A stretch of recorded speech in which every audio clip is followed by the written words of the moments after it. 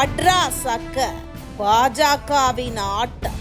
கன்னியாகுமரியிலிருந்து அமைச்சரையே தூக்க போகும் அந்த நபர் போச்சா.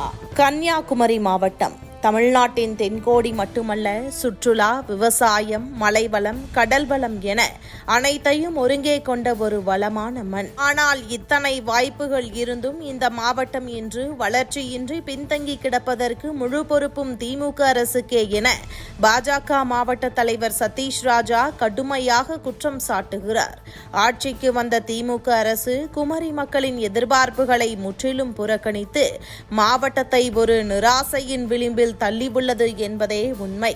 திமுக அமைச்சர் மனோ தங்கராஜின் சொந்த மாவட்டமான கன்னியாகுமரியில் கூட அடிப்படை வசதிகள் இல்லை என்பதே ஆட்சியின் தோல்விக்கான மிகப்பெரிய சான்று.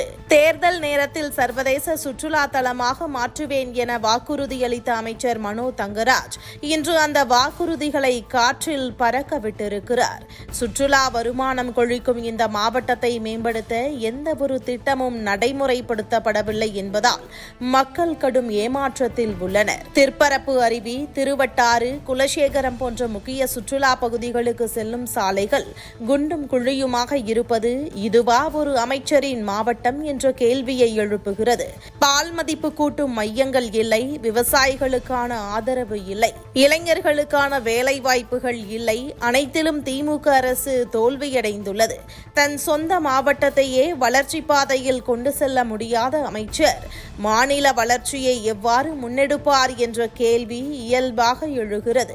இந்த சூழலில்தான் கன்னியாகுமரி மக்களின் குரலாக தைரியமாக உண்மையை சொல்கிறார் பாஜக வர்த்தக பிரிவு மாநில தலைவர் சதீஷ் ராஜா.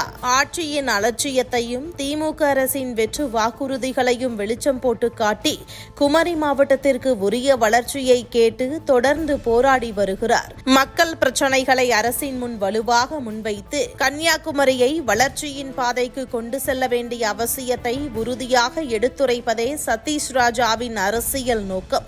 குமரி மாவட்டம் வளர வேண்டும் என்றால் வாய்ப்புகள் பேசும் அரசியல் அல்ல, செயலில் வளர்ச்சி கொண்டு வரும் அரசியல் தேவை.